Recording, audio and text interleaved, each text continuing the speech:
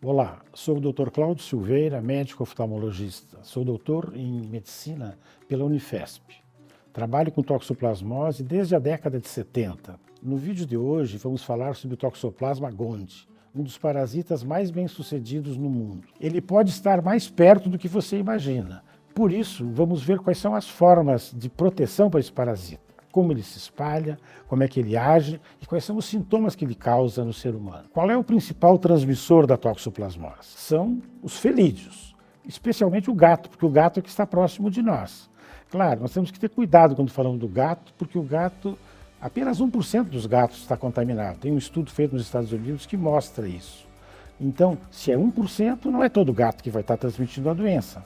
Então nós não precisamos nos desfazer dos nossos gatos. Pelo contrário, nós temos que entender qual é o mecanismo de transmissão e como é que ele age. Ele contamina o ambiente e indiretamente ele pode chegar no homem. Mas como que acontece essa transmissão? Primeiro, nós temos que pensar que o gato, quando nasce, não tem a toxoplasmose. Ele pega de algum lugar.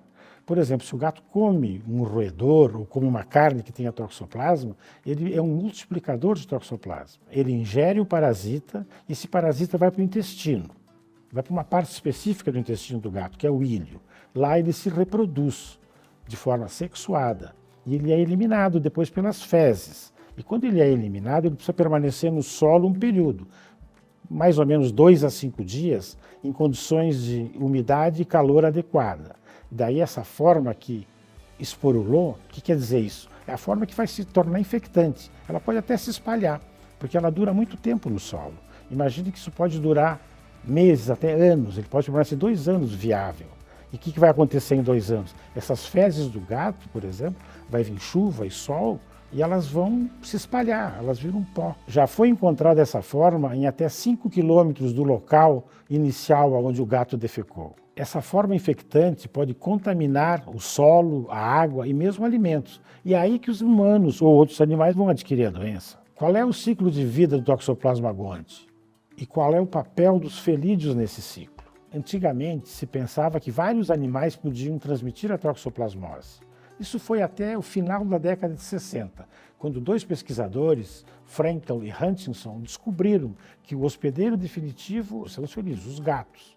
E a partir daí o gato passou a ser mais estudado. Como é que funciona esse ciclo? Vamos pensar numa área rural. O gato pode contaminar as pastagens, nessas pastagens ele vai contaminar ovinos, bovinos, pode contaminar ração de suínos e pode também contaminar o solo de uma maneira geral. Aí essas galinhas que são criadas soltas também podem ser contaminadas. Outras formas de contaminação que são comuns entre a área rural e as cidades são as hortas e os jardins. As caixas de areia que existem nas praças e mesmo em escolas também podem ser fontes de contaminação. Dando sequência no ciclo, vamos pensar nos animais que podem ter sido contaminados. Que animais? Galinha, porco e o gado também pode se contaminar.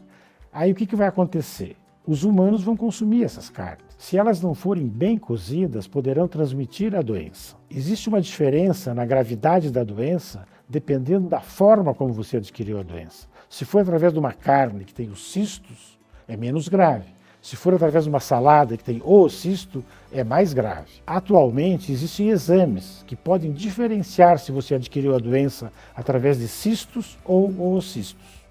Esses exames estão disponíveis em áreas de pesquisa, em universidades. Não são exames que eles têm acesso ao público em geral. Dentre as pessoas que podem se contaminar dessas formas, as gestantes são as que devem ter o maior cuidado. Por que as gestantes? Porque a doença congênita é a mais grave. Quanto tempo dura o ciclo da toxoplasmose? O ciclo de vida do Toxoplasma gondii pode durar bastante tempo. Nos felídeos, por exemplo, o tempo entre a contaminação do felídeo e a eliminação do oocisto pode durar de 1 a 2 semanas. No ambiente, os oocistos podem permanecer viáveis no solo e na água por até 2 anos. Nos hospedeiros intermediários, o parasita pode permanecer viável por toda a vida. Quer dizer, ele não vai morrer com o passar do tempo, não vai morrer de velho. E ele fica viável porque ele consegue se esconder, ele se camufla, ele engana as defesas do hospedeiro e pode eclodir em algumas situações. Ou quando houver uma diminuição das defesas por algum problema do hospedeiro, ou mesmo, se não houver, existe uma possibilidade que ele libere uma substância e crie uma alteração em torno de si mesmo, simulando como se houvesse uma imunodepressão. E aí ele se multiplica. E o que isso quer dizer? Ele vai fazer de tudo para se manter vivo no corpo do hospedeiro. Onde que a toxoplasmose age? Ela atinge qualquer parte do corpo, qualquer célula nucleada pode ser invadida. A retina é uma área de predileção pelo parasita. E aí, nesse local, ela pode causar uma inflamação, uma lesão, que pode levar até a cegueira. Claro que outros órgãos, como o cérebro, coração, pulmão, fígado, também podem ser afetados. Um exemplo disso foi um caso que eu tive a oportunidade de ver aqui na clínica, de um paciente que recebeu o diagnóstico de problema cardíaco, estava infartando. Aí foi encaminhado para exame e no fim o que ele tinha era uma toxoplasmose. Quais são os sintomas iniciais? Em grande parte das pessoas saudáveis, a toxoplasmose não causa nenhum sintoma. Quando eles aparecem, podem ser semelhantes a uma gripe. Então a pessoa vai ter febre e fadiga, dor de cabeça, dor muscular e gânglios aumentados, que muita gente conhece como ínguas, tornando necessário um exame específico para confirmar a infecção. Quais são os tipos de toxoplasmose? Existem dois modos de adquirir a toxoplasmose. A forma congênita, que é quando a gestante adquire a doença e passa para o feto. E de forma adquirida, que é quando a criança ou o adulto adquire a doença pelas formas convencionais. Primeiro vamos falar da congênita. Dependendo do período em que a mulher adquire a doença, ela vai ter consequências mais ou menos graves. Caso a doença ocorra no primeiro trimestre, a mulher pode até sofrer um aborto. Nesse período, as consequências para o bebê são mais graves, porém menos frequentes. 11% dos bebês vão ter complicações. Na toxoplasmose adquirida, a consequência mais frequente é a retinocoroidite. O que é essa retinocoroidite? É uma inflamação de dentro do olho que compromete a retina e a coroide. Já em pessoas com o sistema imune enfraquecido, pode atingir outros órgãos, como o pulmão, o coração e mesmo atingir o cérebro, causando uma encefalite, que é uma inflamação do cérebro que eventualmente pode levar à morte. Ainda não existe uma cura definitiva para a toxoplasmose, porque nenhuma medicação consegue destruir o cisto. Durante os últimos anos, muitos medicamentos foram testados para isso, mas na prática nenhum deles se mostrou realmente efetivo. Se por um lado nós não temos uma cura definitiva, por outro lado os tratamentos permitem que a pessoa mantenha a visão e evitam as complicações graves. Então as pessoas devem ser tratadas e receber um acompanhamento frequente. Das pessoas que já tiveram uma lesão ocular causada pela toxoplasmose, 50% vão apresentar uma recidiva, isto é, a doença vai voltar, num período de 3 a 5 anos.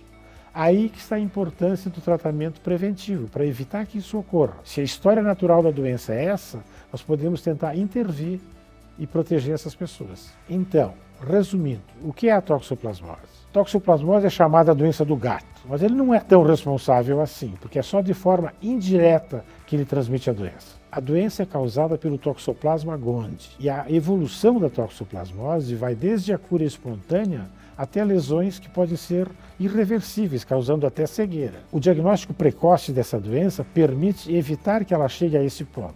Tratando-se de lesões oculares, existem alguns fatores que podem influenciar na gravidade da doença, como a cepa do parasita e a genética do hospedeiro. Agora que você conhece mais sobre toxoplasmose, é importante tomar algumas precauções para se proteger.